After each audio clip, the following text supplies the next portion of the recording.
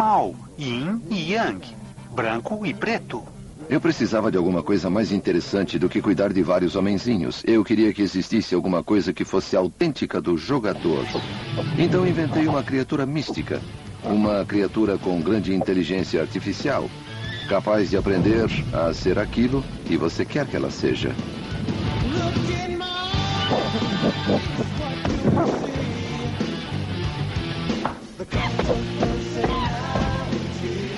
Se você quiser inventar uma criatura malvada, cruel, comedora de gente que destrói tudo o que vê pela frente, você pode inventar uma criatura assim. Ou você pode inventar a criatura mais dócil e carinhosa do mundo. O carinho demonstra a sua aprovação e o deixa feliz. A questão do gamer realmente é dar o poder supremo. Você decide o que fazer. No início da década de 90, a nova ordem mundial estava estabelecida, mas não sem problemas. Conflitos como a Guerra dos Balcãs, o genocídio em Ruanda e a Primeira Guerra do Golfo foram os primeiros sinais do choque de civilizações no mundo pós-Guerra Fria. Já que o mundo se transformava tão drasticamente, nada mais atraente para os jogadores do que solucionar problemas mundiais. Em games como Civilization, de Sid Meier, o jogador se torna o líder de seu próprio império. A ideia do Civilization era começar bem pequeno e no fim do jogo conquistar o mundo. Você podia dar forma e substância ao mundo que criava. O jogo Civilization consiste basicamente em construir um império que sobreviva ao tempo. É um jogo muito simples. Quem não gostaria de construir o maior império de todos os tempos, desde a pré-história até chegar aos tempos modernos? Você tem que fazer tudo o que for preciso. Negociar, comprar, vender, lidar com governantes sem escrúpulos, lidar com outras civilizações. Quem não gostaria de mergulhar em um tipo de experiência que permite estar sempre um passo à frente na competição? Os criadores de Civilization, Black and White e SimCity construíram canteiros digitais onde os jogadores inventam suas próprias histórias.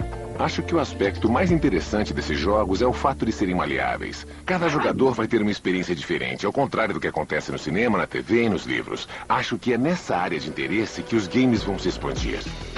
Você não só pode escolher um caminho diferente do meu, mas também pode aprender muito sobre você mesmo. E assim o jogo começa a se personalizar só para você, para a sua satisfação e para o seu entretenimento, de uma forma tão pessoal quanto os sonhos.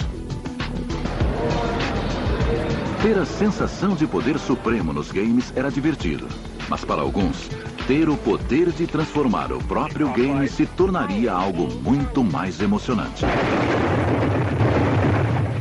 Filho da...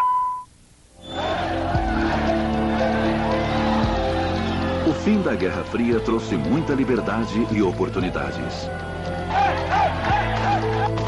Mas regiões do mundo antes controladas por norte-americanos ou soviéticos, de repente, explodiram em conflitos. O paradigma do bem contra o mal havia desaparecido. E foi neste mundo que uma nova geração de jogadores de videogame atingiu a maturidade. Culturalmente, naquela época, o que existia era uma geração que era mais ou menos contra o sistema. Era um grupo que queria se expressar de alguma forma, que lutava para ter voz ativa e para encontrar causas que valiam a pena. Esse grupo foi chamado de Geração X, por ser uma massa desconhecida que rejeitava tudo aquilo que as gerações anteriores haviam seguido e aceitado.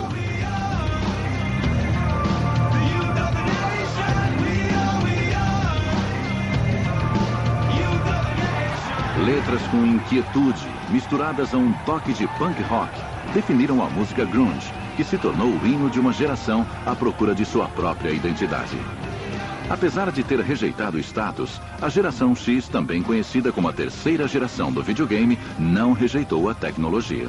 A primeira geração compreendia pessoas que curtiam o videogame como um passatempo. A segunda geração era de pessoas que consideravam os games como parte de sua cultura, da cultura do entretenimento. E só depois disso surgiu a terceira geração, que reconhecia sim os jogos como uma forma de arte, mas também como uma ferramenta de expressão. Mais do que tudo, era uma maneira de se expressar para o mundo. Antes da revolução do compartilhamento via peer-to-peer e de sites como eBay, Napster e MySpace, o videogame havia se tornado uma mídia que democratizava a criatividade, colocando o poder nas mãos do jogador. Uma coisa interessante nos anos 70 e 80 era a possibilidade de vários indivíduos criarem os games comerciais sozinhos. Com o tempo, os jogos ficaram mais sofisticados e exigiram equipes maiores, como nos filmes, onde existe uma hierarquia. Você precisa pertencer a uma empresa de jogos para poder trabalhar como desenvolvedor. Mas o engraçado é que nos anos 90, as pessoas criaram ferramentas que faziam parte dos jogos. E o público que comprava esses produtos podia criar seus próprios games. Ninguém precisava ser funcionário de uma empresa de games, nem ter formação ou pertencer a um grupo seleto. Só precisava ter criatividade e o desejo, porque já existiam ferramentas disponíveis.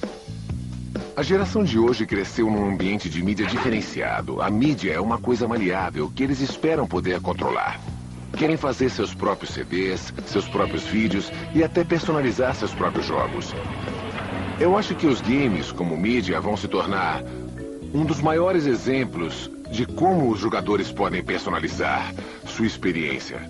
Em um certo sentido, até projetar seus próprios jogos. Uma pessoa pode começar como usuária de um game e aos poucos personalizá-lo mais e mais até modificar radicalmente o jogo original, chegando ao ponto de criar seu próprio game. Hoje existe uma linha bem estreita separando o consumidor e o produtor de mídia. Antes existia um muro, os produtores desenvolviam a mídia para os consumidores do outro lado do muro. De muitas maneiras, nós descobrimos que esse é o potencial da revolução dos microcomputadores. É dar o poder, é devolver as ferramentas às pessoas, aos indivíduos, porque são essas pessoas que vão nos indicar as direções mais criativas e mais inovadoras. A internet cresceu muito e essas empresas também, graças à extensibilidade e à personalização que os usuários agregaram. Mas no começo, o que motivou esses caras a fazer tudo isso estava em sua própria natureza. Eles eram hackers. Enquanto algumas empresas de software desencorajavam os hackers e até moviam processos judiciais contra eles, fabricantes de jogos como a Electronic Arts do game The Sims encorajavam os jogadores a modificar o software e criar novos conteúdos, uma prática conhecida como modding. Com o crescimento de sites de relacionamento e de sites de vídeo como o YouTube e outros do gênero, é possível tirar proveito do desejo de criação das pessoas e ampliar as experiências de uma maneira que as empresas não conseguem. Custaria muito dinheiro para a Electronic Arts criar todos os tipos de móveis, roupas e acessórios que as pessoas querem ver no The Sims. Então, por que não fornecer as ferramentas para que a própria comunidade crie essas coisas? Sempre gostei dessa ideia. Nos meus jogos, sempre procurei dar aos usuários a possibilidade de serem mais criativos com aquilo que vem na tela. Eles criavam um mundo e esse mundo ganhava vida própria. Esse tipo de relacionamento entre jogador e mundo criado é a essência dos meus jogos preferidos. Muita gente ainda não teve acesso às ferramentas ideais. Os softwares têm que dar ferramentas cada vez melhores aos jogadores para que eles possam inventar com poucos cliques alguma coisa que lhes cause prazer e surpresa. Acho que todo jogador tem um quê de designer de jogos. Eu faria isso diferente, mudaria aquilo. Nos games modernos, a gente dá ferramentas que podem mudar as regras básicas do jogo. Você acrescenta mapas, cenários, unidades novas, como se estivesse criando sua própria versão do game. Dar esse poder ao jogador multiplica a diversão dos jogos. Você não está jogando o meu game, e sim um game que foi projetado por dezenas ou centenas de pessoas. Assim fica muito mais divertido. No final da década de 90, quase todo jogo de estratégia e combate do mercado vinha com um aplicativo de edição e ferramentas para personalizar cenários ou personagens. O pessoal podia construir as suas próprias missões, amadores, não profissionais. Podiam repassar para os amigos, que podiam repassar para outros amigos se gostassem da ideia. Assim, você tem como acrescentar conteúdos a um jogo já existente, com muito menos esforço do que se desenvolver